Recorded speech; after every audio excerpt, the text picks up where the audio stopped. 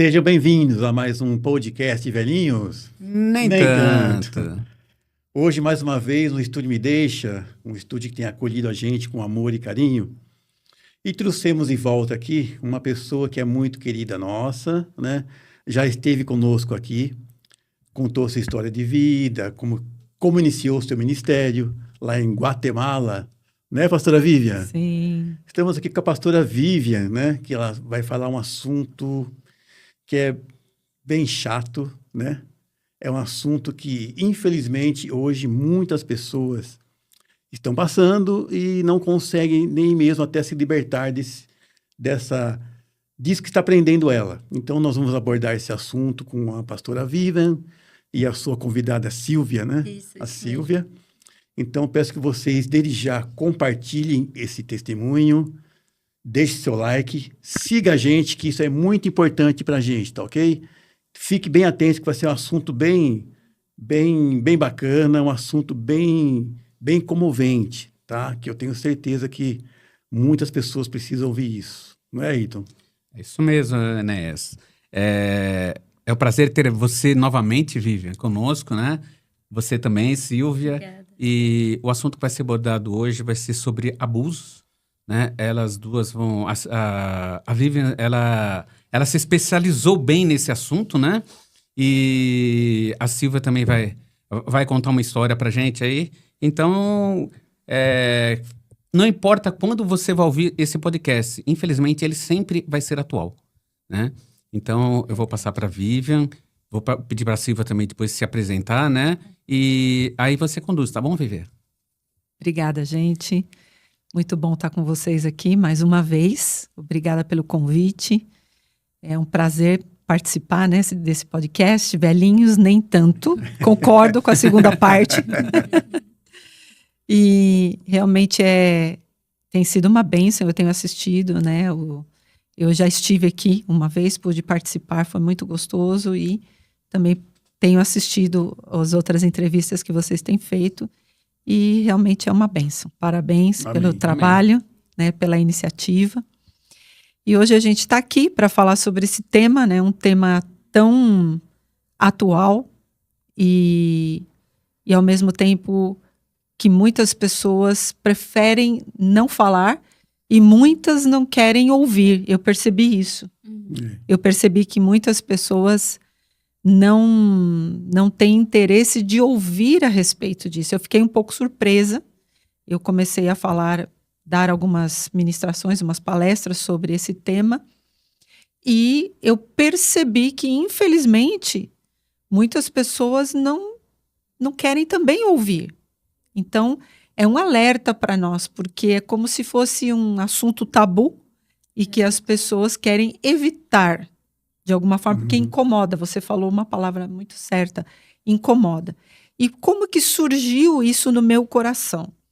Eu me lembro que anos atrás já vinha na minha mente algumas coisas que estavam acontecendo ao nosso redor e eu senti de Deus de começar a falar sobre isso, porque trabalhando com as mulheres, trabalhando com jovens, trabalhando com adolescentes, mas o que foi mais impactante para mim foi quando eu conheci a Silvinha para nós, e eu quero que ela se apresente, mas quando a gente teve uma conversa e ela contou a história dela, eu fiquei muito impactada, eu me lembro que ela estava com já quase 8 meses de gravidez, e eu fui embora para casa, eu fiquei na igreja aquele dia que ela contou para mim, ela estava lá, e eu fui embora para casa assim, e eu falei, Senhor, eu acho que o Senhor está falando comigo outra vez, de que a gente precisa trazer esse tema, abordar esse tema e fazer com que as pessoas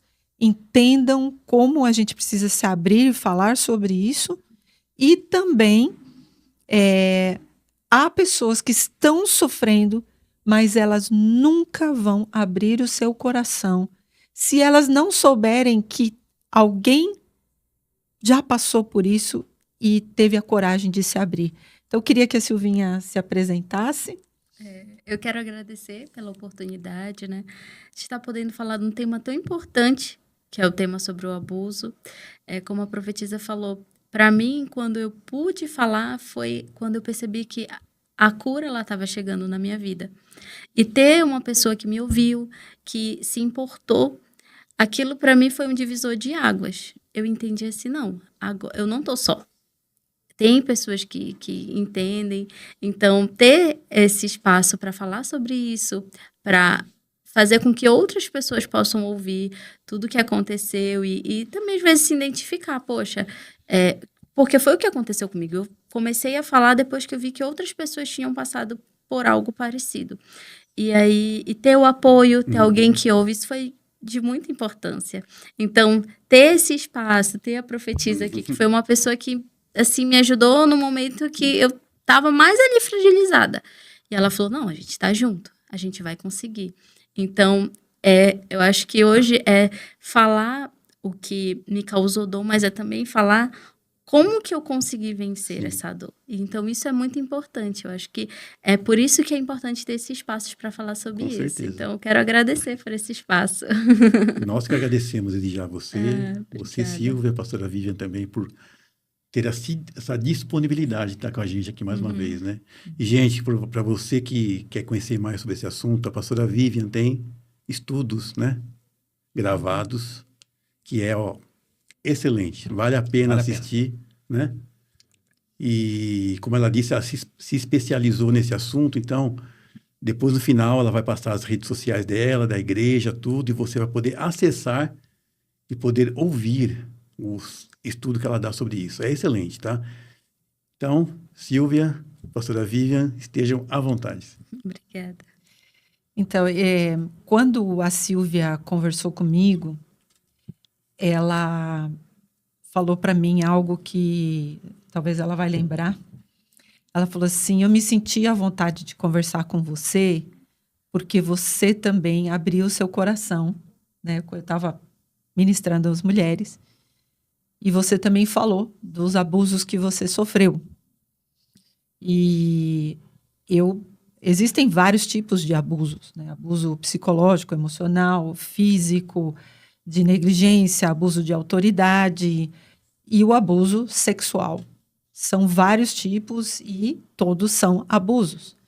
E para que você realmente possa perceber que você está sofrendo um abuso, às vezes é muito difícil, você não quer aceitar, você não quer acreditar que você está passando por aquilo. E todas as pessoas ao redor também, elas meio que pressionam você para que você aceite aquela situação. E agora eu vou falar algo muito grave, porque está relacionado a nós como igreja.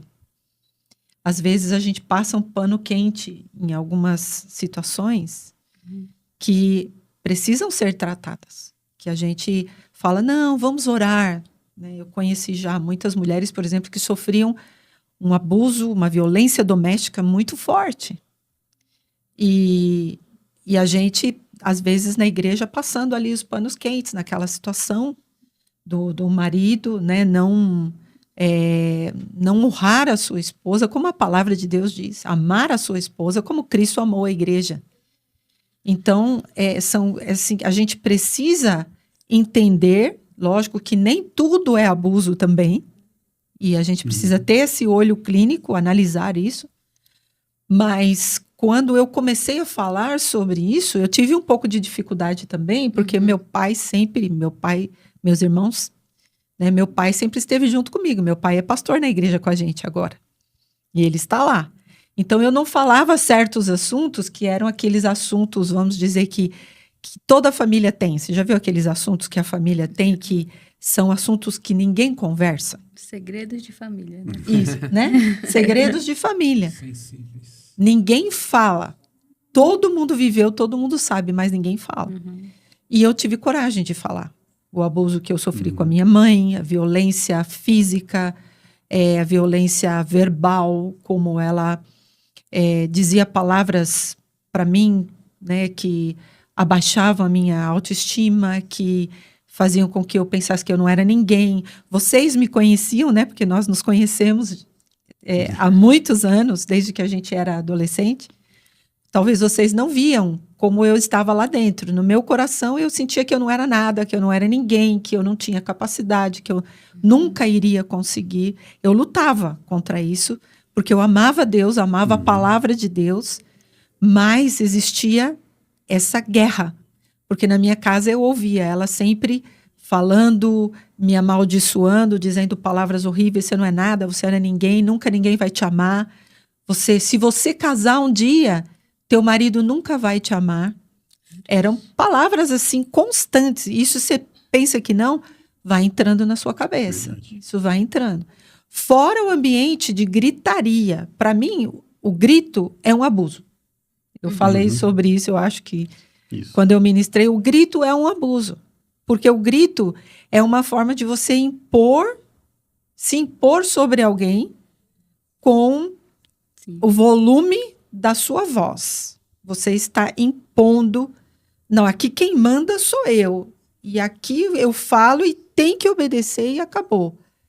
Então, eu não tinha respeito pela minha mãe. Eu tinha medo. Ela era alcoólatra. E ela ficava alcoolizada. Mas mesmo quando ela não estava alcoolizada, ela era agressiva, violenta, ela me batia no corpo inteiro. Eu tinha marcas no meu corpo, eu chegava na escola toda marcada. Quantas vezes a professora, a coordenadora tinha que chamar, né, minha mãe na escola, meu pai, porque eles falavam alguma coisa está errada. E era assim, era uma violência gratuita, porque eu fazia de tudo para não passar por isso. Eu vivia com medo, sempre pisando em ovos. E para ir para a igreja, talvez vocês não saibam disso, mas eu ia para a igreja, ela dizia: se você não fizer isso em casa, não me ajudar, você não vai para a igreja. Era o castigo. Então eu corria, fazia o trabalho de casa e às vezes ela trancava a porta e não me deixava sair. E ela dizia: não, hoje você não vai. Hoje você não vai para a igreja. Ela sabia que eu amava estar na igreja. Eu amava servir a Deus. Eu amava estar, né? A gente tinha um grupo. E você era bem participativa ainda, né? Eu estava envolvida em tudo. É verdade. Eu amava estar na casa de Deus. Mas quem olhava para você, né? Eu comentei aqui a outra vez, né, que ela veio aqui. Você chegava na igreja sempre sorrindo, mas por trás a gente não sabia o que estava acontecendo. Eu lembro que eu pelo menos fui 2 vezes na sua casa orar. Que ia um grupo orar lá. Eu lembro que eu fui 2 vezes com o Filipinho, né? Sim. E não é fácil não, mas você estava sempre ali sorrindo na igreja, se apresentando, trabalhando, e por trás a gente não sabia o tamanho que era a situação. Né? Foi muito triste, foi muito difícil, ao ponto que quando eu tinha mais ou menos uns 14 anos, 15 anos, eu tive uma crise, mas eu não sabia o que era, né? Naquela época não é que nem hoje, né? Mas eu estava com uma crise emocional muito forte, porque eu vivia debaixo dessa pressão de medo, de insegurança.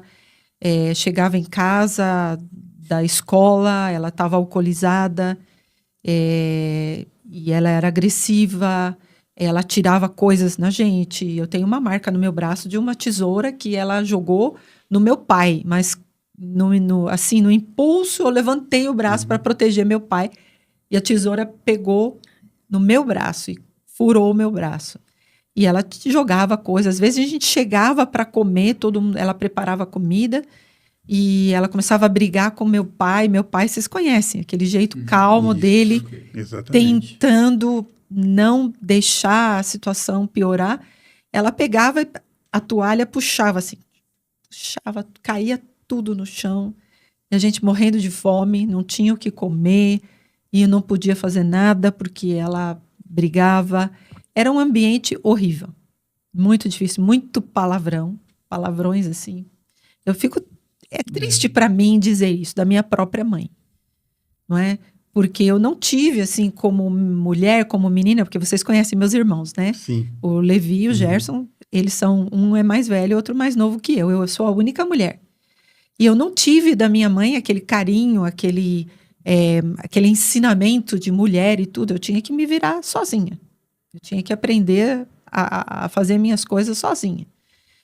E eu gostava muito de estudar. Eu me entregava aos estudos, sempre fui uma aluna excelente, e eu me dedicava aos estudos e à igreja. Eu amava estar na casa de Deus, de servir, e eu fazia as coisas. E eu comecei a estudar piano, eu tinha mais ou menos entre 10, 12 anos, não me lembro muito bem, mas estudava escondido. Ela não podia saber que eu estava estudando, porque ela não queria. E quando eu ganhei meu piano, quando eu tinha 15 anos, meu pai me deu um piano de presente, ela jogava coisas no piano, uma vez ela pegou o cigarro e apagou, assim, o piano estava fechado, ela apagou assim, e eu sentava para estudar, né, porque aí ela já sabia, nessa época ela já sabia que eu estava fazendo aula de piano, e eu não podia sentar para estudar. Ela começava a gritar, não, eu não aguento esse barulho, porque exercício, né? Você vai fazendo arpejo, fazendo exercício para você exercitar os dedos e tudo, tem muitos exercícios. Era um terror estudar. Ela gritava, ela pegava meus livros, ela jogava fora, ela rasgava, jogava. Assim, era uma opressão terrível. Isso era só com você ou também com seus irmãos? Com os 3, principalmente o Levi, o mais velho, né? Mas comigo era mais. E eu sei que naquela época eu já sentia, Deus falava comigo. Porque às vezes eu ia para o meu quarto, me fechava lá e chorava e falava, Senhor, não estou entendendo, eu te amo, eu amo estar na tua casa, por que isso está acontecendo comigo? Né? Por que eu estou passando por isso se tudo que eu quero é estar na tua casa, te servindo? E eu me lembro que Deus falava comigo, isso que você está vivendo é apenas um tempo, mas você vai poder ajudar muitas pessoas. Deus falava isso comigo naquela época. Eu era adolescente. Eu me lembro que eu pegava as Bíblias do meu pai sempre comprava muitas Bíblias, e eu amava estudar a Bíblia, então eu pegava aquelas Bíblias, colocava e ficava escrevendo, estudando. A Solange, a gente trocava estudos bíblicos, eu e ela, devocionais. A gente tinha um caderninho, a gente trocava, e eu me refugiava na palavra de Deus, na oração, me refugiava na igreja, nos amigos. Isso quando ela me deixava ir para a igreja, né? E assim, foi muita violência que eu sofri. Ela não media qualquer lugar para me bater, pegava sempre tive o cabelo comprido, ela pegava meu cabelo, saía arrastando pela casa. Os vizinhos muitas vezes iam na minha casa para ver o que estava acontecendo, por causa da gritaria, por causa de coisas que ela jogava. E eu chorava, eu fazia um escândalo. Aí eu confesso, eu fazia um escândalo porque existia uma ira no meu coração, né? Enquanto a palavra de Deus diz que nós, os pais, não devemos levar os nossos filhos à ira, é uma verdade. Sim. É uma verdade, porque eu vivia com o meu coração irado, mas o meu pai sempre foi alguém que realmente moldou o meu coração com a palavra de Deus. Meu pai dizia, não importa quem é a sua mãe, você tem que obedecer à palavra de Deus, que diz que nós devemos honrar os nossos pais, honra teu pai, a tua mãe. Não diz lá na Bíblia que você tem que honrar apenas os pais bonzinhos. Isso mesmo. Diz que você tem que honrar os seus pais. E aí eu chorava, eu me arrependia. Eu falava, Senhor, me perdoa, eu estou agindo mal, né? Mas era uma confusão de sentimentos. Até a Silvinha vai falar um pouquinho sobre isso também, né? Quando você sofre um tipo de abuso, você fica numa confusão de sentimentos. Você não sabe se você está agindo certo, se você está agindo errado. Se você... quando ela ficava bem, entre aspas, porque ela não era uma pessoa que ficava bem. Quando ela estava sóbria, vamos dizer, ela era uma pessoa muito irada. Tudo incomodava, tudo. E outra coisa, ela tinha um toque de limpeza, vamos dizer. Só que não era ela que fazia, eu que tinha que fazer. Entende? Entendi. Então, por exemplo, sujou a parede, eu tinha que limpar a parede toda semana. O chão tinha que brilhar. E naquela época, não tinha cera líquida. Lembra? Gente do céu. Verdade. Falar isso até nos compromete, né? Mas era cera em pasta. Aí eu pegava a cera e passava e terminava de passar. E quando não tinha enceradeira, depois saiu a enceradeira. Eu passava com o pé. O meu irmão me ajudava, o Levi ajudava bastante. O Gerson nem tanto, que ele era o caçula. Mas a gente tinha que deixar a casa brilhando, brilhando. E se eu quisesse fazer qualquer coisa, principalmente ir para a igreja, eu tinha que passar por todo esse processo. Tinha que estar tudo limpinho, a cozinha limpa, tudo arrumado, tudo ordenado. E ela tinha 4 cachorros, 2 gatos e 2 tartarugas, que eram dela. Mas quem cuidava? Eu e meu irmão, principalmente o Levi. Nós é que dávamos banho, nós que preparávamos a comida. E a gente só podia, o Levi nem tanto, mas se eu quisesse sair, se eu quisesse fazer qualquer coisa, eu tinha que primeiro fazer tudo o que ela queria. Aí, geralmente, ela estava sóbria nesse momento, mas quando ela começava a beber, porque ela começava a beber de manhã, bebia. Aí, quando chegava uma certa hora, ela ficava tirada no sofá. A gente tinha fome. E eu aprendi a cozinhar muito cedo. Eu amo cozinhar, aliás. Mas eu aprendi muito cedo. Por quê? Porque a gente tinha que comer. Eu pensava... Engraçado, né? A gente, como mulher, você fica com esse peso, né? Uhum. Eu pensava no meu pai. Meu pai vai chegar do trabalho e ele precisa comer. O que ele vai comer? Então, eu inventava, eu ficava olhando como ela cozinhava e eu aprendi a cozinhar. E quando ela acordava, a comida estava pronta. E por causa dos meus irmãos também. Mas, assim, era realmente um sofrimento, foi muito difícil. Que isso ela começou a beber, eu tinha mais ou menos 5 anos de idade. E ela não queria ir para a igreja, e ela queria proibir, meu pai queria proibir a gente. Meu pai, muitas vezes, para nós irmos para a igreja, ele falava para ela, eu vou ficar com você em casa, deixa eles irem. Mas quando ela cismava, não tinha jeito. Então eu não podia ir. Seu pai, como ele lidava com essa situação? Eu sei que era difícil para ele, porque, como você falou, a gente conhecia bem o irmão Horizonte, né? O pastor Horizonte hoje. Aquela pessoa sempre calma também, conversava com a gente bem calmo, bem tranquilo.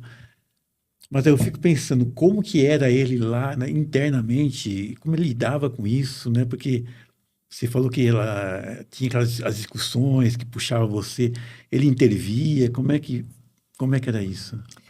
Sim, meu pai, ele sofreu muito. Existem muitas questões aí, né? A época era difícil, né? Em primeiro que não se falava muito sobre isso. A igreja não tinha esse entendimento de como tratar situações assim. Então, a postura do meu pai foi sempre perdoar, sempre ser um homem equilibrado, para equilibrar as coisas entre ela e nós. O jeito dele mesmo, né? Aquele jeito dele. E ele conversava muito comigo, né, sempre nessa linha do perdão, nessa linha de... outro versículo que ele usava muito comigo, ele falava assim, a Bíblia diz que os fortes devem suportar os fracos. Ele falava para mim. Ele falava, você é forte, você tem o Senhor Jesus na tua vida. Ela não. Então, assim, tá bom, você poderia dizer, mas ele falhou no sentido em que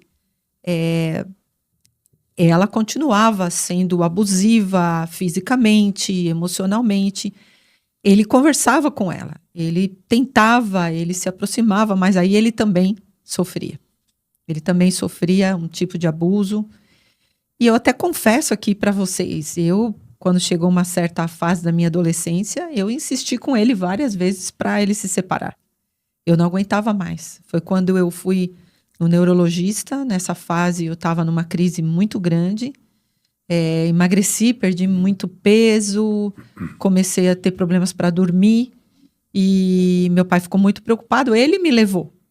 E o neurologista receitou um remédio, um calmante. E eu comecei a tomar, mas eu ficava meio dopada, meio assim. E aí eu falei pro meu pai, eu não vou mais tomar isso aqui, vou orar e eu vou confiar no Senhor, que o Senhor vai me ajudar. E realmente, eu acho que realmente foi a fé, porque não sei como eu consegui lidar com tudo aquilo, porque o processo dela foi degringolando cada vez mais, e meu pai fez de tudo para ajudá-la. Ela quis ir em outras igrejas, ele foi com ela para conhecer, e ele falava de Jesus para ela, ela brigava com ele, ela não queria ouvir falar de Jesus, ela não queria saber de jeito nenhum, nada com Deus. E infelizmente também teve uma época que ela teve amante, e ela me levava junto com ela para se encontrar com o amante. Né? E se eu falo aqui, eu sei que tá em público, mas é verdade. Aconteceu e todo mundo sabia e eu percebia, lógico, ela me levava com ela, e isso me fez ficar com mais ira ainda no meu coração, porque eu tinha um amor pelo meu pai, assim, né? Eu era muito apegada ao meu pai, acho que vocês se lembram, Sim. né? Sempre fui muito apegada a ele e eu senti, assim, comecei a sentir uma raiva profunda no meu coração, porque ela fazia isso com ele? Por quê? Se ele era bom. E aí, eu me lembro que a minha bisavó, né, uma italiana assim, brava mesmo, chegou para ela e falou assim, olha, se você não parar com isso, eu vou tirar os seus 3 filhos de você. Ela já era bem idosa, mas ela era daquelas pessoas assim que não se brinca, né? E aí ela terminou, mas ela piorou. Eu acho que, assim, ela veio de um contexto infeliz, né? Da família dela. Sim. A minha avó também tinha tratado ela muito mal. Ela saiu cedo de casa, foi trabalhar de empregada doméstica. Também quase sofreu um abuso sexual. Então, ela tinha muitas marcas. E, às vezes, meu pai falava isso para mim. Meu pai falava, olha, tenta entender o lado dela.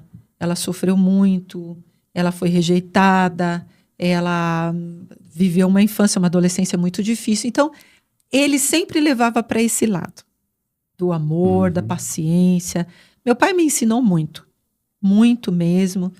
E realmente, eu acho que se o que aconteceu naquela época fosse hoje, teria havido alguma denúncia. Sim. Porque por parte da escola, Sim. ou por parte dos vizinhos, sei lá.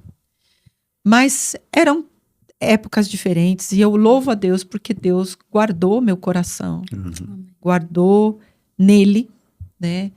E foi muito difícil quando ela morreu. Ela morreu de cirrose, um palito completamente, assim, irreconhecível. E até o fim da vida dela, ela não quis saber de Jesus, não quis saber. E eu tinha 19 anos, eu estava noiva já do Rubinho, a gente já tinha planejado casar. E aí ela morreu e foi muito difícil para mim, para me recuperar depois de tudo isso. Porque naquela época não tinha o que tem hoje, né? Que as igrejas, elas se preocupam em atender as pessoas na área de cura interior, de conversar, tem o atendimento pastoral. Não tinha muito naquela época. É verdade. Então, eu não tive isso. Eu fui ter isso em Guatemala. Lá em Guatemala, a igreja já tinha essa visão e foi a primeira vez que eu consegui falar abertamente com um pastor sobre isso. Mas, lógico, que tudo o que aconteceu comigo influenciou muito no meu casamento, alguns anos, né? Depois Deus foi trazendo, né, aquela libertação. E foi muito difícil para mim também, a minha filha sabe disso. Vocês conhecem a minha filha mais velha, nasceu quando a gente estava aqui ainda. E quando eu engravidei, eu falei, meu Deus, será que eu vou ter uma menina? Como eu vou cuidar dela? Eu tinha medo, eu tinha uma insegurança muito grande. A preocupação, né? eu falava, eu não sei como lidar com uma menina, eu não sei se eu vou conseguir. E nasceu menina. E o Senhor foi dando a sabedoria, o entendimento, não é? E foi curando o meu coração, foi me libertando de todos aqueles traumas que eu passei, da solidão. Eu tive um problema muito grande, mesmo estando depois de casada, eu tinha um sentimento de solidão muito grande. Por quê? Porque quando você está passando por tudo isso, você não sabe com quem falar. Você não sabe como você expressar. E eu cheguei até a tentar falar isso na igreja, e é uma verdade. Infelizmente, eu tenho que dizer o que é verdade. Mas as pessoas... Eu chorava muito. Não sei se vocês lembram disso. Eu era muito chorona, sempre estava chorando. E porque era muito dolor, eu sentia muita dor no meu coração, né? Porque eu tentei me aproximar da minha mãe muitas vezes, não consegui. E ela morreu e eu não consegui.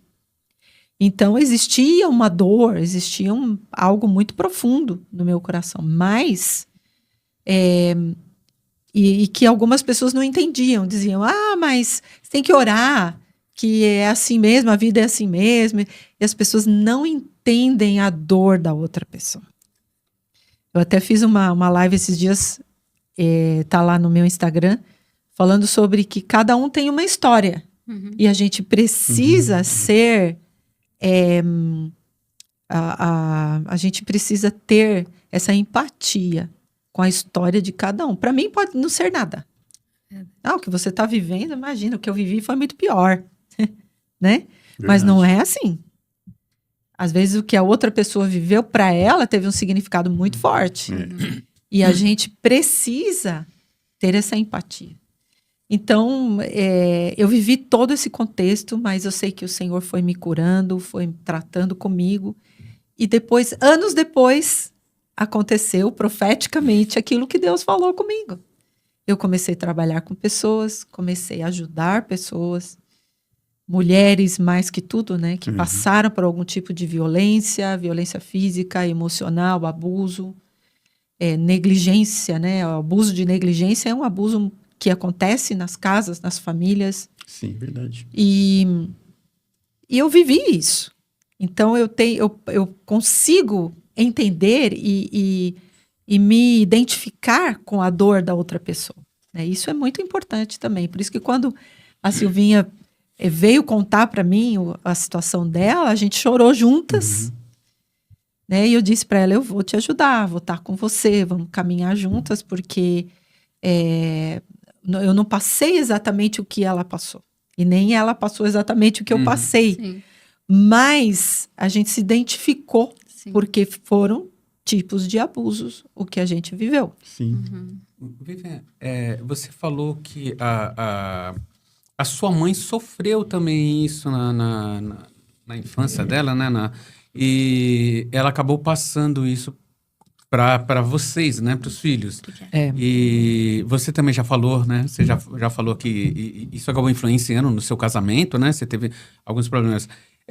Como você fez, que você disse, procurou ajuda e não encontrou, né? Como que você fez para superar tudo isso? Olha, essa pergunta sinceramente, eu só posso dizer para você, assim, não estou querendo espiritualizar, não.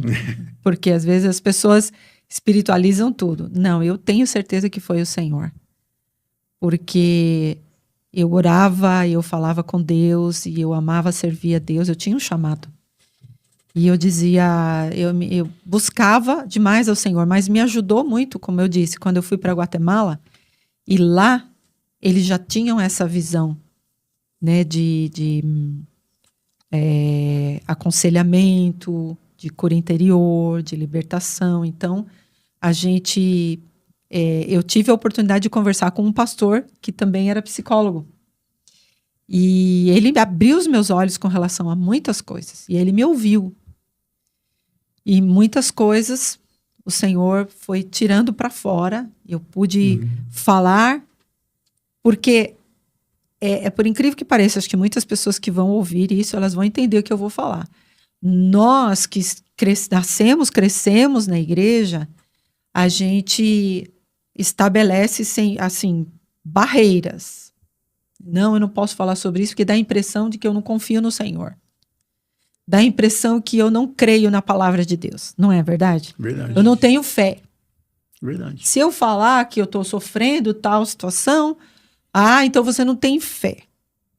E isso é um grande erro. Isso é um grande erro. As pessoas, elas se sentem sozinhas, elas se sentem que não podem confiar em ninguém porque elas sabem que elas vão ser julgadas e criticadas. Eu tinha fé. Eu amava a Deus. Eu queria servir a Deus. Mas eu vivi uma realidade. Eu passei por uma situação que marcou a minha vida. Marcou mesmo. Então, foi toda a minha infância e toda a minha adolescência. Minha mãe faleceu, eu tinha 19 anos. Então, e aí quando ela faleceu, aí veio a segunda parte, né? Que ela faleceu e agora? Que, tipo assim, tinha tido muitas profecias de que ela iria entrar na igreja de mãos dadas comigo. As profecias. Eu falo muito sobre isso, eu ensino muito sobre o ministério profético. E é complicado, as pessoas falam coisas para agradar. Visões, né? Visões para agradar. Só que foi Deus que falou mesmo ou não? Não foi. Então, quando ela morreu, eu fiquei assim, e agora? Mas não teve palavras, não foi falado, foi terrível, E meu pai, com aquela sabedoria dele, ele chegou para mim e falou, filha, não importa, né? A sua mãe teve a oportunidade e todos nós temos o livre arbítrio. Se ela quisesse, ela teria recebido ao Senhor Jesus, mudado de vida, e ela não quis. Você tem que aceitar isso. Aquilo trouxe um conforto no meu coração. Foi uma decisão dela. Acabou. Aí eu comecei a caminhar, mas aí também já entrei na frente. O Rubinho vinha de um contexto também que ele sofreu abuso muito do pai dele, que também bebeu, que também era religioso. Enfim, imagina, né? A mistura. Você imagina, né? Agora, depois você fez a pergunta, né? Eu consegui essa ajuda através desses pastores lá em Guatemala e nós voltamos para o Brasil com essa visão. E aí eu comecei a fazer um trabalho, imagina, eu nem acredito, né? Quando eu voltei eu tinha 26 anos e eu comecei a trabalhar com as mulheres e comecei a atender as mulheres. Falei, meu Deus do céu, o que eu estou fazendo, né? Porque eu não tinha tanta experiência de vida, mas tratar com as pessoas me trouxe muita experiência também. E aí eu fui superando pouco a pouco. Mas sabe uma coisa? Durante o tempo de criação dos meus filhos, eu percebi que eu tinha carregado algumas coisas comigo. Essa questão da gritaria, essa questão da irritação, e aí, de repente, vinha na minha mente, cuidado, você está repetindo o mesmo comportamento. Você está fazendo a mesma coisa. E o meu esposo falou para mim uma vez, olha, cuidado. Olha, você está falando com eles da mesma forma que a sua mãe falava. Aquilo era um terror para mim, né? Aquilo era, se você quisesse falar para mim que eu me parecia com ela, aliás, fisicamente igualzinha. Ela é minha tia. E eu falava, não quero que fale que eu sou parecida com ela. Eu tinha um terror de que falasse isso para mim. Porque foi muito difícil, foi muito traumatizante. Eu não queria ter nada parecido, né, com ela. Então, assim, mas foi tremendo essa cura que o Senhor foi trazendo. Foi um processo. Sim. Não foi uma coisa de um dia para o outro. Não foi. Foi um processo. Mas eu louvo a Deus que eu entendo que Ele permitiu. Eu nunca vou poder brigar com Deus e falar, por que, Senhor? Ele permitiu. E eu vivi e, assim, teria muitas mais coisas para contar, mas eu quero que a Silvinha tenha o tempinho dela também, porque, assim, eu vivi, assim, quando ela morreu, só para terminar, quando ela morreu, eu tinha muitos sonhos. É terrível o que eu vou falar, mas é verdade. Eu sonhava que eu estava na casa, a nossa casa velha, que a gente depois tinha mudado para a casa da frente que meu pai construiu. e ela entrava pela porta. E eu olhava assim e chamava alguém e falava assim, ela voltou, meu Deus, eu não quero que ela volte, eu não quero. Olha só. No meu sonho. Você falar isso da sua própria mãe, que morreu, é terrível, né? E eu acordava, chorava e falava, meu Deus, eu sou muito má, eu sou muito ruim. Você sente culpa. Porque o abuso, ele tem aquela coisa da codependência, né? Porque a pessoa que ela é viciada também, que era o caso da minha mãe, ela gerava codependência. O que é codependência? É você sentir parte do problema da pessoa e você ter que resolver o problema da pessoa. Para que ela fique bem e você não se sinta culpado. É uma mistura de sentimentos muito difícil. Eu não sou psicóloga, eu fiz curso com o corpo de psicólogos e psiquiatras cristãos durante muitos anos, trabalho com pessoas e tudo, mas eu entendo que realmente esse problema da culpa é um problema seríssimo na vida de muitas pessoas.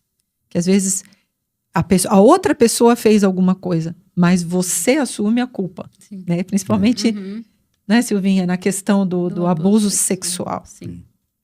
Então, é parte, né, dessa situação. Você considerava sua mãe uma narcisista? Olha, ela era egoísta, narcisista, era uma pessoa que só pensava nela.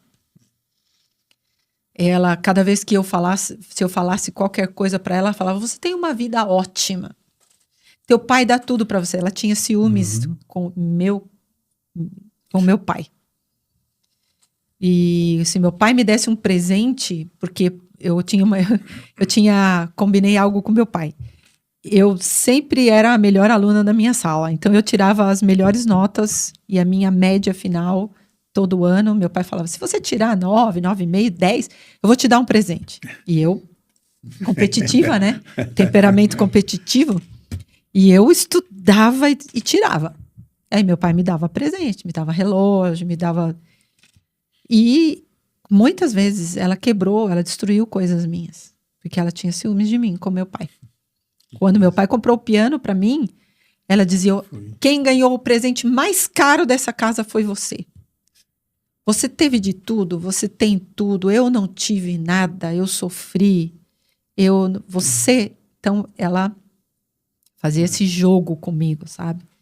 Como eu falei para vocês, de jogar a culpa em cima de mim. Ela sofreu muito, era uma pessoa extremamente amargurada e infeliz. Muito infeliz. Infelizmente, né? E foram anos para eu superar a morte dela. Porque, apesar de tudo que eu sofri, tudo, eu amava e eu queria que ela tivesse um encontro com Cristo. Eu queria que ela pudesse realmente viver uma vida feliz e tudo, mas a bebida também não ajudou, porque ela era uma alcoólatra que não comia. Então, ela bebia e não comia, foi pouco a pouco. Ela morreu com 42 anos. Muito jovem.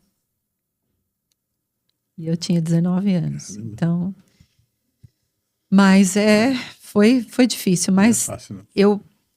Eu louvo a Deus. Eu superei com a ajuda do Senhor, com a ajuda do meu esposo. Porque assim, ficou um ajudando o outro, né? Ele também tinha as coisas dele. Ele me ajudava, eu ajudava ele. A gente amava Deus, a gente amava a obra de Deus. Imagina, no meio de tudo isso, eu casei. Aí tive a minha primeira filha. Olha só que... E já logo em seguida fomos para Guatemala. Eu não sei, sinceramente, às vezes eu fico pensando, né? Como que a gente aguentou tudo isso e trabalhando e servindo ao Senhor. Então, nós nunca paramos.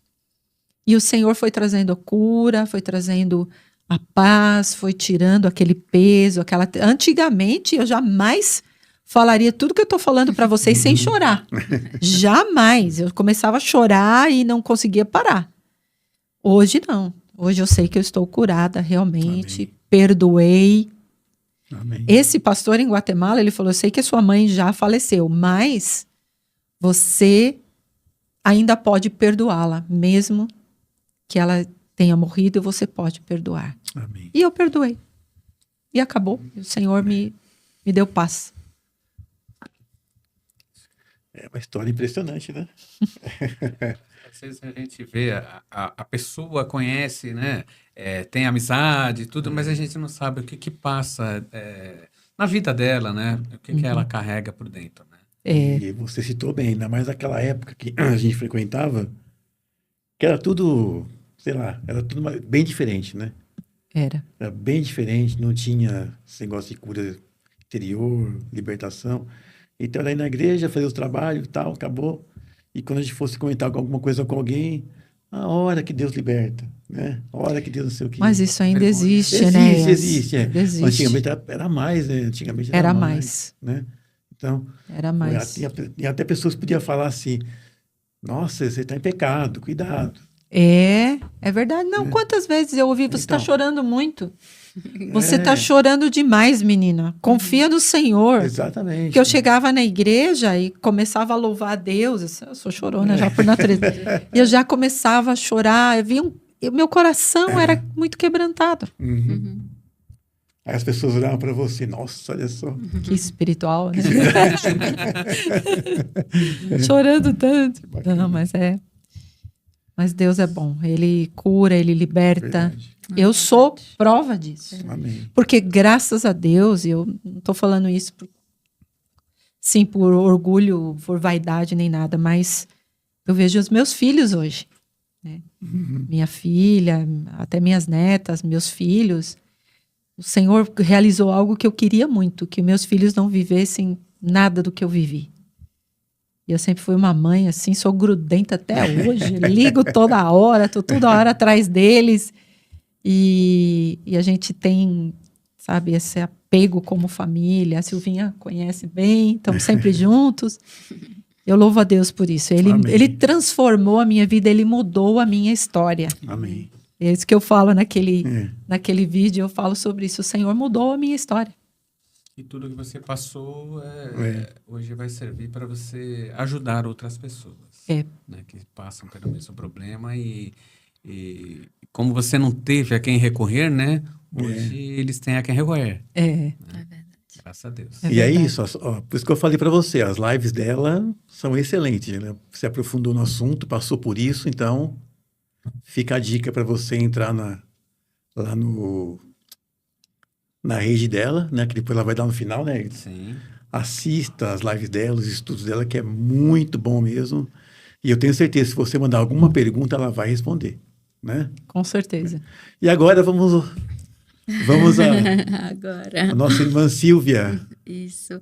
É muito bom ouvir a profetisa, né? Porque, como ela falou, o abuso ele é silencioso. Você olha para a pessoa, você não sabe o que ela está passando. Você vê aquela pessoa sorrindo, você vê aquela pessoa, mas você não tem noção do que ela já viveu ou do que ela está vivendo. Porque muitas das vezes a pessoa ela está vivendo ali naquele abuso, só que o abuso ele não é visível. Entendeu? A pessoa carrega aquela marca. Na verdade, não é nem que ele não seja visível, é que às vezes as pessoas elas não percebem tanto, como a profetisa falou. Ela chegava lá, às vezes, chorando, mas as pessoas, ó, para com isso, menina. Entendeu? Então, o abuso é assim, como eu falei, eu sou de Belém, sou de Belém do Pará. E eu tô aqui há 5 anos em São Paulo, né, com a minha família. Eu morava com a minha avó. Os meus pais, não morava com os meus pais. Lá é muito comum isso, assim, às vezes o pai, por algum motivo, no meu caso, os meus pais estavam com uma crise no casamento e acabou que eu fui ficando com a minha avó. A minha mãe, ela é a menor, eu tinha uma irmã, ela é a menorzinha, então fica um pouco aqui com a tua avó enquanto eu vou trabalhar e tal. E lá é muito comum isso, assim, de pessoas criarem crianças, ou avós, tios, tias, que era o que acontecia comigo. Eu fui para casa da minha avó com mais ou menos 2 anos de idade, eu era muito pequena. E eu fui acostumada. Então, casa de vó é aquilo. Todo mundo entra, todo mundo sai, você não tem... E os meus pais eram pessoas, assim, que não tinham tantas instruções, criavam a minha irmã, e eu me apeguei muito à minha avó. Então, viver sem a minha avó foi muito difícil, porque meu pai tentava me levar, eu já estava com 4 anos, vamos voltar para cá para você conviver com a sua irmã, só que eu ficava doente, eu ficava, ai, que era minha avó. Ela era para mim como se fosse a minha mãe, eu tinha aquela referência de mãe, eu não tinha eles como referência de pais. E eu fui crescendo com isso. Então, eu tinha meu pai tinha muitas irmãs, tem 4 irmãs, 3 irmãos, eram 7 filhos ao todo, então convivia com todos esses tios, com esses primos, tudo na casa da minha avó. E aí, o primeiro abuso começou com 8 anos de idade, pelo marido da minha tia, que é a irmã do meu pai, e o marido dela abusou de mim pela primeira vez. Ele era professor, professor de matemática, e aí fala, vamos ficar aqui com o teu tio. As casas eram muito próximas, então todo mundo tinha muito acesso à casa do outro. E aquilo, para mim, foi algo assim que... Você é criança, você não sabe o que está acontecendo. Você tá ali, você fica refém. Tipo, o que é isso? Você fica lá, você não consegue raciocinar, entender por que aquilo aconteceu. Quantos anos você tinha? 8 anos. 8 anos. 8 anos de idade. E assim, não era um ambiente, não era um ambiente assim que não tinha ninguém. Era como se fosse nesse dia ele estava me dando aula na sala da casa dele, tinha outra criança lá. Só que o abusador, ele é uma coisa do mal mesmo. Ele tem é como se você ele faz de uma forma com que até a outra criança nem perceba. Entende? E aquilo pra mim... E era assim, muito rápido. E começou, né, com 8 anos e foi-se mais ou menos até... Eu acho que eu tinha... Assim, a memória, ela falha um pouco. Sim. Porque eu era criança, então... Eu digo que... Eu também não sou psicóloga, mas é como se a minha mente, ela me blindasse.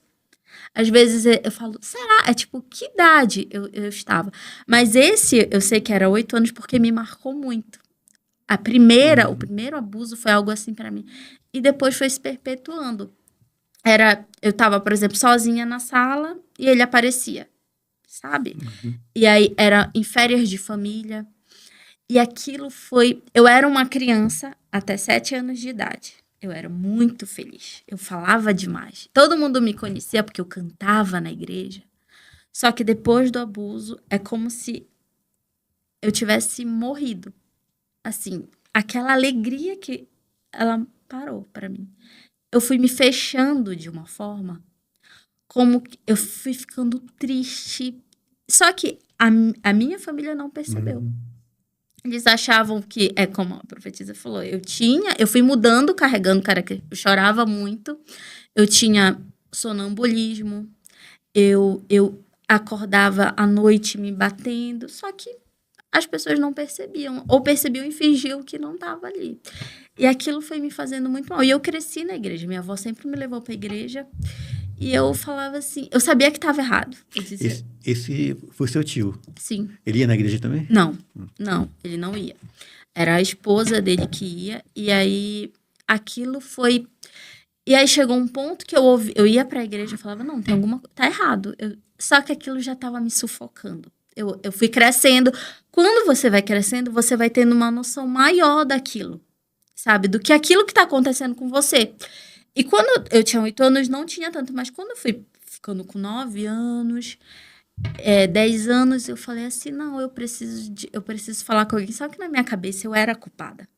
Eu falei assim, não, eu sou culpada. E eu preciso falar com alguém. Porque eu lia na Bíblia, se você confessar o seu pecado para alguém... Deus, ele vai te perdoar, e na minha cabeça era isso, eu precisava falar. Só que assim, até chegar nesse ponto foi muito sofrimento, porque você muda a sua mente. Eu comecei, por exemplo, como a profetisa falou, eu me achava uma pessoa feia, eu tentava me esconder, eu comecei a ficar com medo. Pra mim, todo mundo era um predador.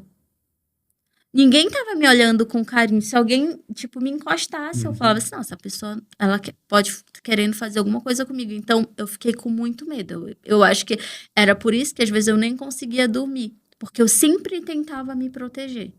aquilo virou... Eu comecei a ter um olhar muito mais cuidadoso, por exemplo, com as minhas primas, porque eu era cercada de primas. E eu via que tinha primas menores que eu. Falei assim, se isso aconteceu comigo, pode ser que aconteça com elas. Então, tenho que cuidar. Então, nunca ficava, assim, relaxada. Era sempre uma constante, sabe, uma tensão. E eu chorava muito, e todo mundo achava que eu era muito espiritual também. Porque eu fiquei uma criança séria. Eu parei de sorrir, de brincar. Eu fui ficando fechada. E eu falava assim, pra mim, o único que poderia ali me salvar era Deus mesmo. Porque eu pensava assim, olha, eu não posso falar pro meu pai, porque meus pais eram pessoas que não tinham instruções, eram pessoas distantes, o que meu pai poderia fazer? E eu tinha também medo, assim, dele me tirar de perto da minha avó. Porque era como ela era o meu refúgio, era a minha mãe, eu tinha ela como minha referência. E ela morava do lado. E eu não era acostumada com meus pais, eu nunca convivi com eles. Então, eu pensava assim, poxa, se eu falo pro meu pai, ele me tira daqui, mas eu não conheço, não convivo. Então, era uma luta interna muito grande. Só que chegou um ponto que eu não aguentei. Eu cheguei com uma tia minha e falei, olha, é isso que tá acontecendo. Eu por ter uma visão muito mais assim apurada, prestava atenção, eu percebi que coisas que ele fazia comigo, brincadeiras, ele fazia com outras primas minhas. E eu falei assim, e eu começava a ver que elas também não estavam bem. As minhas primas eram muito perto da minha idade. Então, eu percebi, eu disse, não, tem alguma... Por exemplo, vamos aqui para... Todo mundo tirava férias juntos, de casa de praia, todo mundo ia. E aí, ele sempre estava no meio das crianças. Que é algo que a gente tem que prestar muita atenção. Sim. Porque aquele adulto tá ali no meio daquelas crianças. Sabe? Tudo bem, você tá lá, mas estava todos os adultos conversando e ele tava lá na água, no meio das crianças, brincando, entendeu? Era O tio bonzinho. o tio bonzinho. Isso eu aprendi. O abuso dele não tem cara de abusador. É o estrategista, né? Isso. Muitas das vezes ele é aquela pessoa que diz, não, deixa que eu levo. Ah, precisa levar na escola? Não, eu levo, não tem problema. Ah, deixa aqui em casa. Eu dou isso. Olha, senta aqui com o tio, vem, eu vou brincar. E era assim que começava. Tipo, eu vou fazer uma cócega, vem. E aí, o pai, às vezes, tipo assim, achava, é tio, é família, ali não tem nada a ver. E isso ia acontecendo. Então, eu percebi assim, e muitas das vezes a família, os parentes, os pais, os cuidadores, eles não têm esse olhar cuidadoso, tipo assim, de dizer, poxa, mas por que ele tá querendo afastar aquela criança? Porque era sempre assim, vem pra cá. Não era ali no meio, mas, sabe, era meio que afastado, que sempre queria ficar, vem aqui, deita aqui do meu lado. Então, era muito assim. Isso acontecia, e eu comecei a perceber, eu falei, eu não via, mas eu percebia, eu criei como se fosse um olhar um pouco mais assim, aguçado, alerta, né? isso, Um aguçado, alerta, isso. né? Eu falava assim, mas por que ele fez essa mesma brincadeira comigo e ele tá fazendo isso com a minha prima? E com a outra, e com a outra. E aí, quando chegava uma certa idade, ele simplesmente... Só que o pior é que, como a professora falou, mexia muito com o nosso psicológico, porque ele agia como se fosse normal. Nós tínhamos que tomar bênção. Olha, toma bênção do seu tio. Ele fazia questão disso. Entendeu? De estar lá e de a gente... Só que uma coisa também me chamava de atenção. Como que eu percebo? Tudo bem, aconteceu comigo, mas será que ninguém tá vendo? E aí eu cheguei com a minha tia, uma tia minha, e falei, tá acontecendo isso, eu preciso que você ore por mim. Aí ela olhou pra mim, e aí ela falou, tá bom, eu vou orar por você, e me mandou sair do quarto. E dali ela nunca mais falou nada sobre isso. E eu fui percebendo o quanto que aquilo foi prejudicial, não só pra minha vida, porque ela poderia ali ter feito algo por mim. Eu esperava, pelo menos, que ela dissesse mesmo, ela sentisse compaixão, não sei, a minha dor, sabe? Ela visse como aquilo fosse um crime, mas ela não viu dessa forma. Ela era como se ela tivesse confirmado que eu era a culpada, entendeu? Porque ela orou por mim. Mas... Ela falou assim, tipo, como se fosse assim, assim, eu perdoo o pecado dela. Mais ou menos isso. Você tá... E aquilo, pra mim, foi a minha dor, porque eu percebi ali, eu tô sozinha. Eu não tenho ninguém. Desde que começou até quando você falou com a sua tia, que idade você tinha? Eu já tinha parado. Eu já tava com mais ou menos assim, uns 11 anos Tá. de idade. Ele não fazia Já mais, não- só que eu já carregava aquilo. Sim.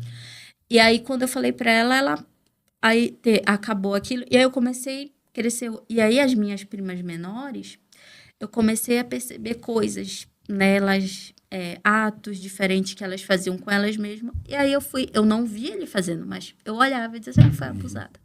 E eu tentava, de alguma forma, alertar a família. Eu falei, olha, essa criança não tá bem. Vocês perceberam que ela tá fazendo isso?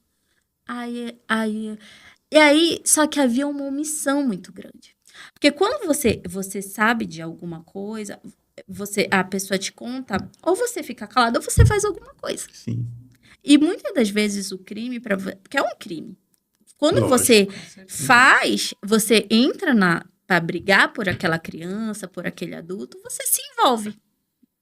E você envolve polícia, porque é o que tem que ser feito. E a pessoa, ela não quer. Muitas das vezes ela diz assim, poxa, você tá falando pra mim, mas tá, o que você quer que eu faça? Que eu vá procurar? E ela diz, eu sentia muito que era assim, mas era o marido da sua tia, você vai destruir a família dela, ele é um cara que ele não conhece Jesus, então, tipo assim, aconteceu, eu sei, elas não verbalizavam isso, mas dava pra perceber que tinha uma proteção com ele. Bom, Era uma justificativa. Uma justificativa, né? Ele não conhece a Jesus. era um cara que Então ele faz o que ele quiser. era um cara trabalhador, ele era professor, então, tipo assim, então elas tentavam sempre havia uma proteção. Então, você vai destruir, você vai expor a minha família toda era da igreja, tirando ele. Eram respeitados, trabalhavam lá em igrejas grandes. Então, assim, líder de jovens quer falar o quê? Que aqui dentro acontece, tipo, abuso. Então elas sempre fizeram de tudo para manter ali e não conversavam nem nada. E aí e aí eu fui crescendo com aquilo. E eu fui percebendo as minhas outras primas. Eu não conversava com elas, mas eu sabia que tinha algo ali estranho. E eu fui crescendo com muitas dores, triste. Eu chorava muito também, mas eu também me apeguei muito ao Senhor. Eu dizia assim que eu sabia que Ele era a única pessoa que me ouvia. Era como se Ele fosse o meu pai que não estava lá, a minha mãe que não estava lá. Ele era o meu consolo. E várias vezes eu falava assim, eu vivia com aquela dor, vivia com medo. Aí chegou a fase da minha juventude, que é quando você começa a ter namorado. Só que eu não tinha isso. Na verdade, eu criei meio que uma raiva, um medo, porque para mim toda pessoa que queria do sexo masculino, que queria se aproximar de mim, tava com segundas intenções. Um bloqueio, né? Um bloqueio, isso. E aí eu conheci hoje que é o meu marido, meu namorado, e ele falava, eu gosto de você. Eu falava, não quero. E eu tratava muito mal. Eu não só dizia que eu não queria. Eu fazia a pessoa sentir o meu desprezo. Porque aquela era a forma que eu me protegia. Entendeu? Eu dizia, não quero. Eu queria dizer assim, eu não quero que você pense no meu nome. Porque, para mim, era uma ofensa. Entendeu? Mas ele dizia, não, mas eu gosto, tô orando e aquilo. E foram, assim, 2 anos. E eu, com aquilo dentro de mim, eu sentia raiva mesmo, sabe? Eu dizia, eu não me sentia que eu ia casar. Eu dizia, eu acho que eu me sentia suja. Era essa a sensação. De ser suja, que eu não tinha valor. Que eu não ia casar. A minha cabeça era essa. Eu dizia, não vou casar. Porque eu também não me via, eu não via o homem assim como aquela pessoa, meu companheiro. Porque em todas as vezes, quando eu precisei, eu não tinha lá, não tive meu pai. E aí aquela pessoa que estava lá também, que era a minha família, era próxima. E aquilo foi crescendo dentro de mim. E ele orou. E aí eu fui percebendo que ele era diferente. Eu falei, não, esse rapaz, ele é diferente. Só que nesse processo todo, você também acaba maltratando a outra pessoa, porque é uma maneira que você não foi totalmente curada, entendeu? Como profetisa, você acaba, às vezes, descontando, carregando dores, vai passando para outra pessoa. Só que aí, quando eu comecei a namorar, eu falei para ele, aconteceu isso comigo, Entendeu? Isso, para mim, é algo que eu carrego, então tenho muita dificuldade. Então, fui clara. E aí eu falei, eram pessoas muito próximas de mim, Sim. porque era aquele convívio familiar, sabe? De tá, Família, né? e lá é muito assim, culturalmente, tipo, aniversário tá todo mundo junto, chama primo de segundo grau, tá todo mundo junto. Então, a convivência era muito próxima. E aquilo era pior, porque eu via que aquilo me sufocava. Porque eu pensava assim, meu Deus, é como se fosse uma mentira. E aí, por exemplo, a minha tia que sabia, ela às vezes comentava assim comigo, eu fiquei sabendo que a sua prima menor, tipo, a minha prima menor tinha 9 anos, 8 anos, contou que ele tinha feito isso, mas eu acho que é mentira. Você acredita? E aquilo, eu dizia mesmo, você... Mas Ela você, tinha coragem de falar com você. Pra mim, ainda. Exatamente. Hum. Você que falou com ela. isso, eu falei, mas você sabe que não é mentira, porque ele fez isso comigo. E eu falei pra você. Aí ela me olhava, aí ali morreu o assunto. E aquilo ia criando, sabe? Só que eu via assim, eu dizia assim, irmão, não, eu não entendia, porque eu falava assim, essas pessoas estão dentro da igreja. Não são pessoas que não estão. Elas sabem a verdade. Elas poderiam dizer assim, pelo menos, cara, sai de perto da gente. Não precisa, às vezes, se você não cair na delegacia e envolver justiça, mas eu esperava um posicionamento de dizer assim, poxa, sai daqui, entendeu? Mas não era. Era um cara que era ruim, foi ruim a vida inteira. Sabe aquele histórico que se você colocar aqui, você diz assim, irmão, você não tem dúvida. Sabe, tipo assim, traiu a esposa, tinha 10 filhos fora do casamento. Era esse histórico. Só. Então, se a gente coloca você... Não era aquela pessoa que dizia, poxa, será que esse cara parece tão bacana? Não era esse caso. Então, pra mim, era pior. Porque, tipo assim, não tinha dúvida. Mesmo, elas já sabiam, porque depois de... eu tinha 8 anos, só que atrás de mim eram muitas outras. As outras falavam? As outras começaram a... Falavam. Falavam. Aí, eu não sabia da história das mais Sim, velhas. Só que depois que eu denunciei, muitas delas, já aqui em São Paulo, mandavam mensagem dizendo assim mesmo, olha, eu acredito que eu fui a primeira. Sendo que quando ela mandou a mensagem, ela já tinha, tipo, 45 anos. Nossa. A gente tá falando de mais de 30 anos de 30 abuso. anos. De mais de 7 meninas. De uma mesma família. Você entende? E aí ela disse, e quando elas iam contando pra mim, eu ficava mais assustada. Porque eu pensava, antes eu achava assim que os adultos não sabiam. Só que depois que elas vieram contar, eram meninas com mais vulnerabilidade do que eu. Porque umas eram assim, o meu pai era muito pobre, elas acabavam levando pra casa da minha avó pra falar que era pra estudar. Vem pra cá que a gente... Deixa que eu ajudo a criar, elas vão estudar. E aí, estudavam, mas de uma forma muito ruim. Não tinham amor, não tinham... Cara, eles ficavam lá, ajudavam a limpar a casa, tudo. Mas o pior era que... Aí, elas eram abusadas e elas falavam. Elas diziam, olha, ele tá abusando de mim. Ela dizia, não, para com isso, não fala. Você entende? E aí, você vai vendo... Passa o pano. Você vai vendo que a coisa era muito pior. Muito pior. Entendeu? Do que é uma história que quando você para pra ouvir, você é inacreditável. Porque quando a profetisa conheceu minha família, você não acredita. Você diz, não, essa família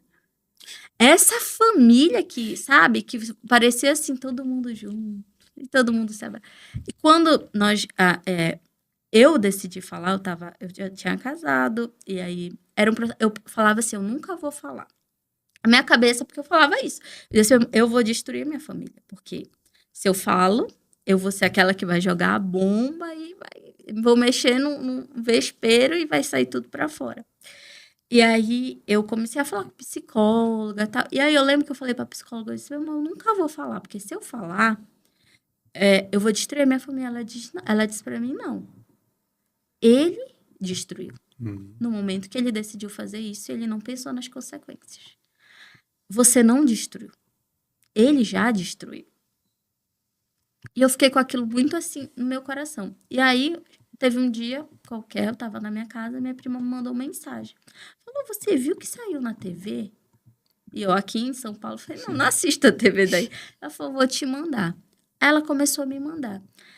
Foram denúncias de meninas da escola pública que ele trabalhava, que ele tinha tentado abusar Na escola também? na escola. E Misericórdia. eram muitas. E aquilo me tocou profundamente. Você veio para São Paulo quando você falou? Eu vim para São Paulo em 2022. 2022. Quando você estava lá, a família se reunia ainda? Sim, E ele estava junto? Tava junto. Muito cara de eu pau, cheguei. né? Eu falo muito cara de pau. Não, e aí a convivência tava, na verdade, era até muito mais próxima, porque eles estavam em construção da casa deles, aí ele teve que morar na casa da minha avó. Então, eu fazia mestrado, passei 2 anos fora, o que foi que me salvou, porque ele morava na casa que eu morava. Ele começou a morar. Só que eu estava estudando fora, que eu creio, assim, que Deus me deu esse livramento. Eu ganhei uma bolsa para estudar fora, mestrado, e foi quando eu saí, foi quando ele entrou. E aí, quando eu voltei, eu já voltei para casar. Então, eu casei e vim embora também para São Paulo. Então, não tive essa convivência de morar no mesmo ambiente, graças a Deus. Mas, assim, era muito difícil ver aquilo. Eu sentia assim, como também se eu estivesse sendo omissa em algo, sabe? Porque eu sabia que também que outras... Eu sabia que minhas primas também tinham passado por isso. Só que quando eu vi a imagem daquelas... Até hoje eu guardo, assim, a imagem daquelas meninas, aquilo me tocou muito. E aí, eu sabia que, como se Deus tivesse falado para mim assim, agora é a hora. Agora é a hora de colocar tudo para fora. E eu lembro muito da palavra de Esther, porque a Esther diz, quem sabe não é para esse momento que você foi levantada. E eu senti que Deus falou sim, que era para esse momento. Eu lembro que eu falei para a profetisa Vivian, e eu falei, profetisa, eu preciso falar com você. E aí, quando eu contei para ela, eu já tinha ouvido o testemunho dela, ela ia em Belém, e eu ainda era assim, garotinha, e eu já ouvia. Não, nem tanto. Velhinha nem tanto. Velhinhas nem tanto. E aí, eu fui com a profetisa, eu ouvi o testemunho dela, tudo, e ela contou o quanto que... Eu lembro que foi um congresso que era Coroa em Verde e Cinzas. Me marcou muito, porque ela falou como Deus tirou as cinzas da vida dela. E eu falei assim, se Deus fez na vida dela, Ele pode fazer na minha. Amém. E ela contou todo o testemunho. E eu conhecia a vida dela. Então, eu disse assim mesmo, Deus pode fazer em mim. Deus pode me curar. E eu fui naquele... Eu tinha isso muito forte dentro de mim. E quando eu falei para ela, eu lembro que eu disse que foi a primeira pessoa que chorou comigo a minha dor. E isso, eu disse que eu nunca vou esquecer. eu me emociono, mas não é mais de dor. Sim. Mas é de ver como que Deus usa pessoas. Amém. Deus, ele usa, ele tira aquela cinza, ele coloca um óleo novo, coroa nova, e ele faz com que aquilo que ele colocou dentro de você flua para outras vidas. E foi o que aconteceu. Quando eu contei para ela, ela chorou comigo. Eu disse, aí eu falei assim, ela falou assim, ó, ela disse, eu vou estar junto de você. Ela disse, não te preocupa. Agora é hora, pensa no seu bebê. Eu estava grávida de 8 meses. Ela falou, e depois disso a gente vai pra luta. Não perde esse momento. Eu gravo essas palavras e eu guardo no meu coração.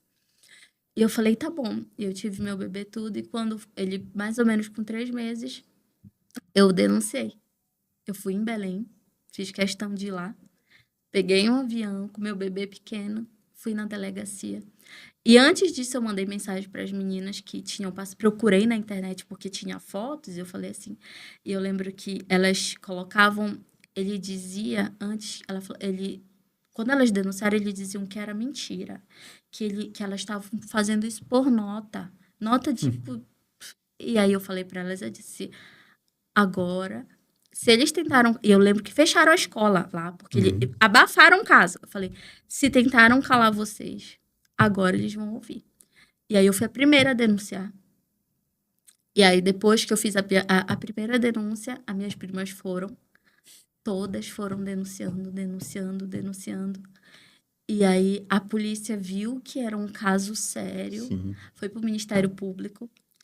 E hoje ele achou que não daria nada. Ele pensou assim, não vai dar nada, isso daí. Ele tentou fazer de tudo para ser arquivado, mas eles viram que era um caso sério. Eles falaram... na verdade, quando a delegada ouvia, ela dizia assim, meu Deus, como que vocês passaram por isso? Muitas. Ela falava... E nem todas denunciaram. As da escola foram também? Foram. Elas foram meninas da escola. Na verdade, o meu intuito era fortalecer o que elas estavam falando. Porque ele dizia assim, não, é mentira. Eu falei, não, mas eu sou de dentro da casa. Ela era como se fosse... E eu me via nelas, porque eram meninas vulneráveis, de escola pública, a mãe não sabia nem, não, para com isso. Mas eu falei, não, a gente vai junto. E aí eu lembro que eu mandei mensagem para uma delas e falei, não, a gente vai até o fim. Eu falei, eu vou até o fim. E aí eu fui, aí eu e minhas primas nos reunimos. A menor, tinha uma menor de idade, que é minha prima, uma menor de idade. E isso fez com que o caso, ou seja, a gente tá falando assim, tipo, a menor de idade tinha 14 anos. Eu já tenho 31.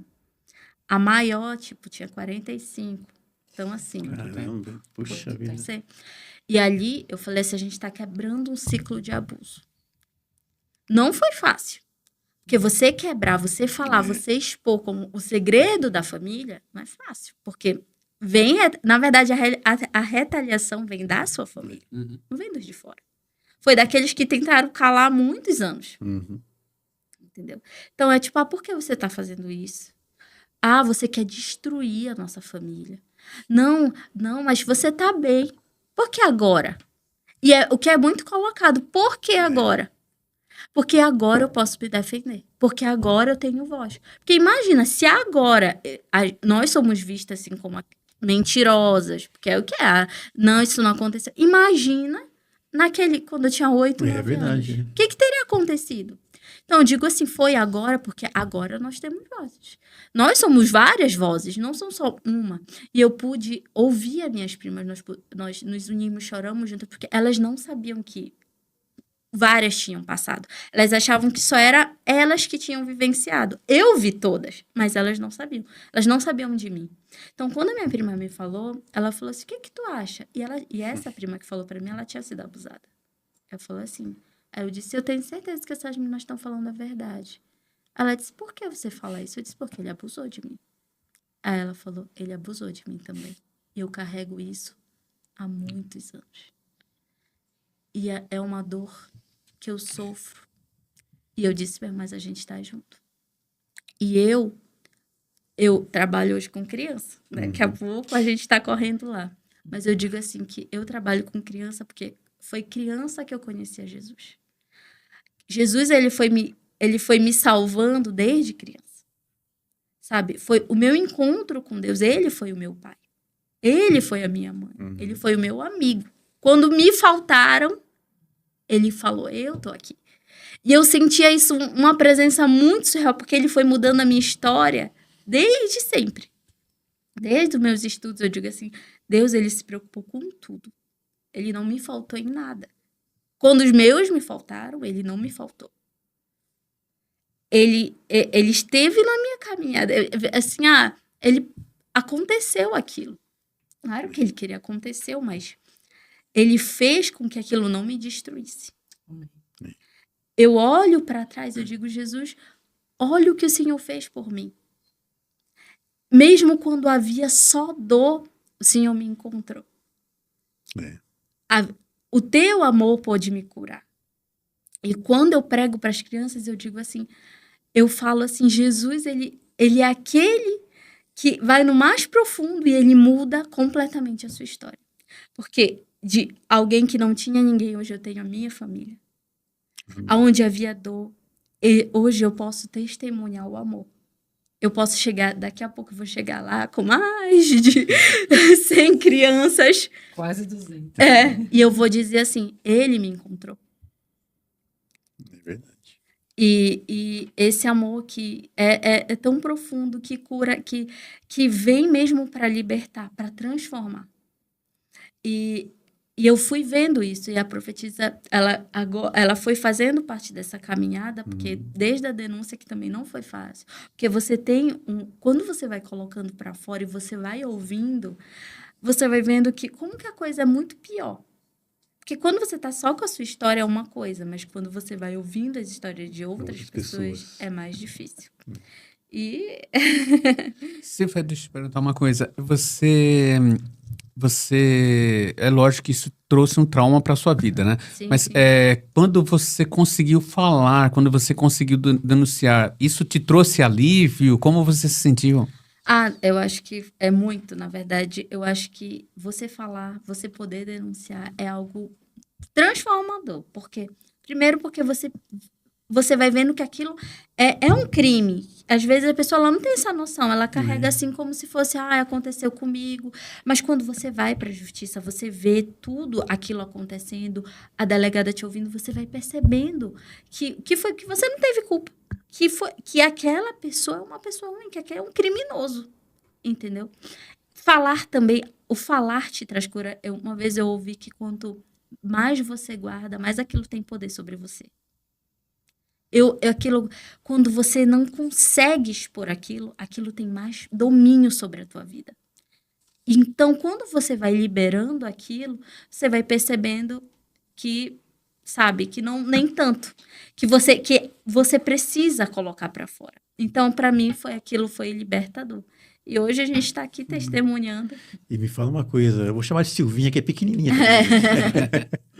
Me fala uma coisa, seus pais falaram o quê? Quando souberam, Foi difícil. Foi difícil. Porque você lida, você não... como eu falei, né? Eram pessoas assim... Até hoje. Hoje, meu pai tem 63 anos, também não teve tanta instrução. E ele não tinha ideia, sabe, do que estava acontecendo. Ele era aquela pessoa que não tinha... Ele me deixou lá para que eu tivesse estudo, para que eu tivesse uma oportunidade melhor para eu estar na igreja. Era a alegria dele. Então, quando ele soube... Aquilo para ele foi um baque, porque também ele tinha aquelas pessoas, como as pessoas que estavam lá para me proteger, que conheciam a Jesus. Entendeu? Ele era novo convertido. Então, quando ele vê aquilo, foi uma dor. Não só para eles, como para os meus tios também, que ficaram sabendo das suas filhas. Era como se fosse o sentimento de luto. Também vem a culpa. Poxa, eu não estava lá, eu não protegi, eu não agi como eu deveria. Como pai, eu me coloco, porque eu acho que hoje, com meu filho, eu me sentiria assim, sabe? E aí fica aquilo, poxa, eu não estava lá, porque eu deixei ela lá, eu poderia estar perto, e eu deixei ela lá, e isso aconteceu. Então, vem também a culpa sobre eles, sabe? E também eles não sabem como se comportar em relação, por exemplo, a minha tia, a irmã que sabia, e não fez nada. Então, mexe muito com o psicológico. Eu lidei com isso desde criança, então eu lido melhor.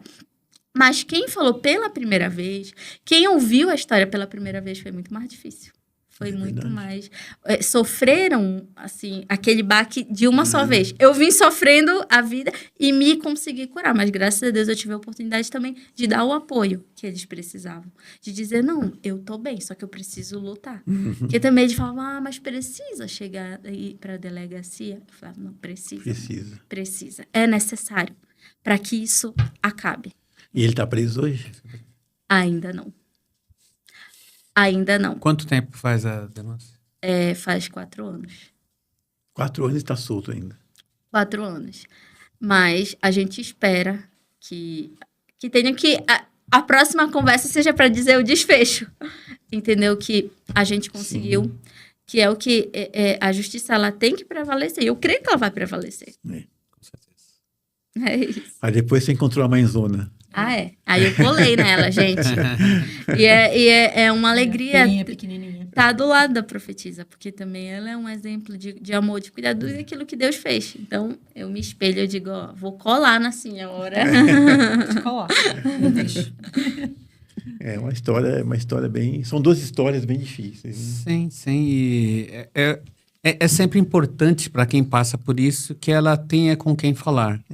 Né? Eu vou pedir para a Vivian, né, e para a Silvia, se quiser também, se vocês puderem, para aquela câmera ali, deixar suas redes sociais, quem quiser entrar em contato, porque é certeza que muita gente está passando por isso, tá? E talvez não tenha com quem falar, né? Então, com quem se apoiar. Então, eu tenho certeza que vocês vão ser uma rede de apoio aí para quem está precisando. E não só isso, que nem ela falou no começo, né? Pessoas nas igrejas que estão escondido, né? Está escondido isso aí. A pessoa está lá e talvez esteja até passando mal, esteja numa situação difícil, não sabe o que fazer, está lá escondidinho, não sabe o que fazer, né? E a gente... É tão importante, né? Esse momento que quando você abre seu coração, eu acho que sempre a pessoa ela tem aquele sentimento de que ela vai se sentir julgada, né? Isso ela mesmo. vai... Só que no ambiente, né, de aconselhamento, não pode existir isso. Tem que existir essa empatia mesmo, esse amor, esse cuidado. E o objetivo é a restauração. Eu posso só dar uma palhinha aqui? Isso aconteceu com uma pessoa que eu conheço há pouco tempo, né? Com a esposa dele. E isso foi falado para o pastor da sede. Sabe o que o pastor fez? Nada. Sabe por quê? Dízimo alto. Dízimo alto. Então, infelizmente acontece, né? Alguns lugares passam a mão, né? Pensam mais no dinheiro e assim vai, né? E quantas pessoas nas igrejas estão passando por isso? Eu já fui criticada porque alguns assuntos são muito delicados, né, para a igreja. Principalmente quando você fala em questão de divórcio, de separação. Nós não somos a favor, de forma nenhuma. Mas o nosso pastor que faleceu, né, o pastor Norman, ele falava uma coisa, que eu acredito que é algo que é para a gente analisar. Quando uma pessoa está correndo risco de vida, você tem que analisar o que é a prioridade. E essa irmã que chegou para mim e falou assim, olha, eu tô com medo. Ninguém sabia. Ela chegou para mim e falou assim, ele está aqui na igreja, ele está participando de tudo, mas vocês não sabem quem ele é. Ele me agride, eu tenho medo, ele é forte, um dia ele vai me bater, eu vou morrer. Se ele me der um soco, ele vai me matar. Eu falei, mas como você nunca falou isso? A gente nunca percebeu. Porque ele estava lá, bonzinho, tal, e ela envolvida também nas coisas. Eu sentia que ela sofria muito, ele não trabalhava, não parava em emprego, aquelas coisas. E ela falou para mim, falou assim, o que eu faço? Eu falei, você tem que denunciar, eu te apoio. Essa questão, eu te apoio, você tem que denunciar. A igreja não pode se omitir nesse sentido. Exatamente. Mas aí chegou um ponto em que ela falou, não, eu estou com muito medo, eu já estou vivendo isso há muitos anos, eu não quero mais, eu não tenho mais nenhum amor por ele, eu tenho medo de dormir na mesma cama que ele. Eu não sei do que ele é capaz. Eu fiquei assim, estarrecida, eu falei, meu Deus do céu, a gente olha para uma pessoa e não imagina que a pessoa tem a capacidade de fazer isso. E ele agredia as filhas, né? Agredia as filhas também, que depois acabaram ficando meio estranhas, meio atrapalhadas, por causa do tratamento que o pai dava. E aí o que aconteceu? Que ela falou, não, eu não quero mais, eu quero me separar. E eu entendi a situação dela. E fui terrivelmente criticada, porque eu entendi que havia aí um risco de vida. Ela estava vivendo esse processo e ela disse, eu temo pela minha vida. E aí foram conversar com ele negou tudo, e ela chorava muito, falava assim, pelo amor de Deus, acreditem em mim. Aí nós conversamos com as filhas, e as filhas confirmaram, enfim. Mas a igreja precisa estar aberta para ouvir esses casos de abusos.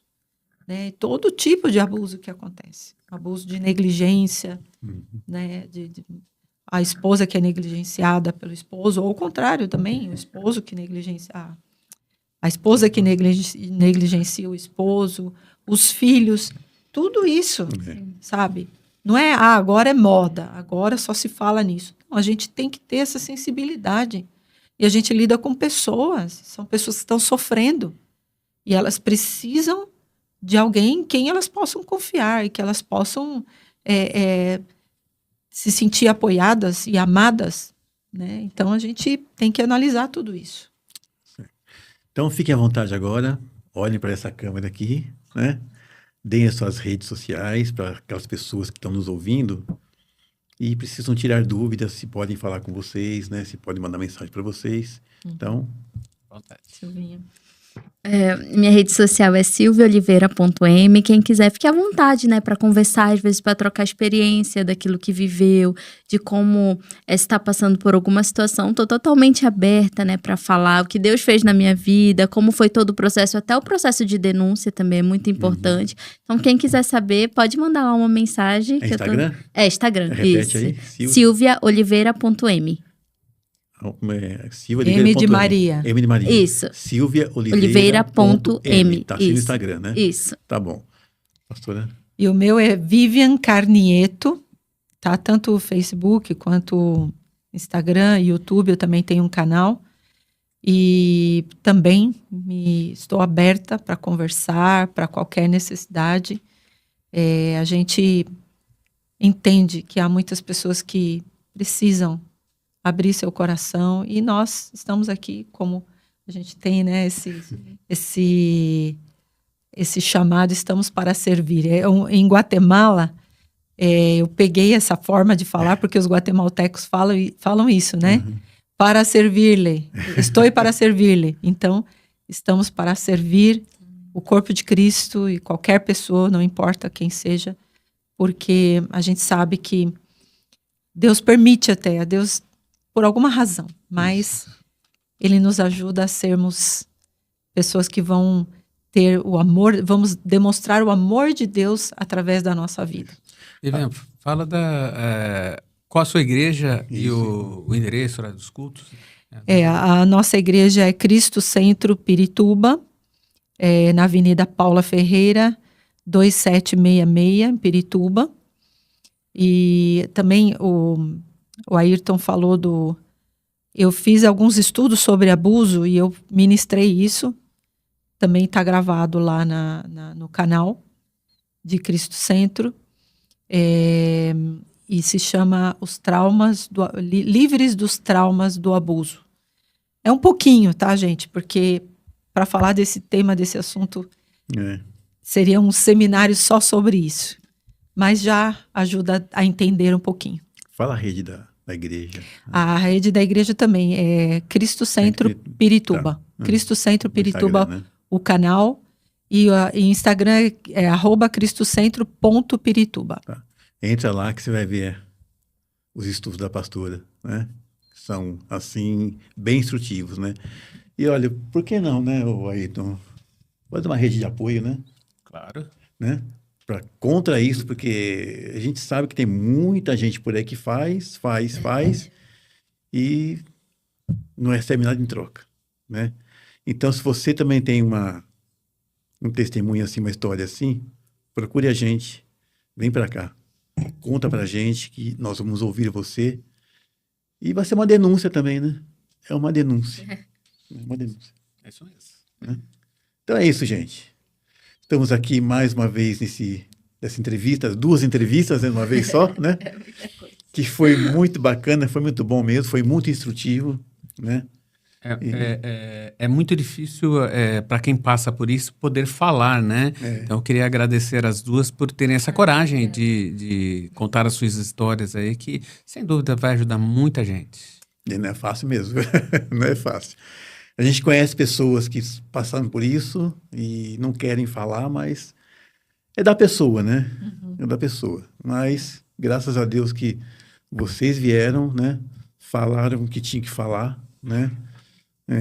Você está nesse processo ainda que temos certeza que Deus vai dar vitória. Amém.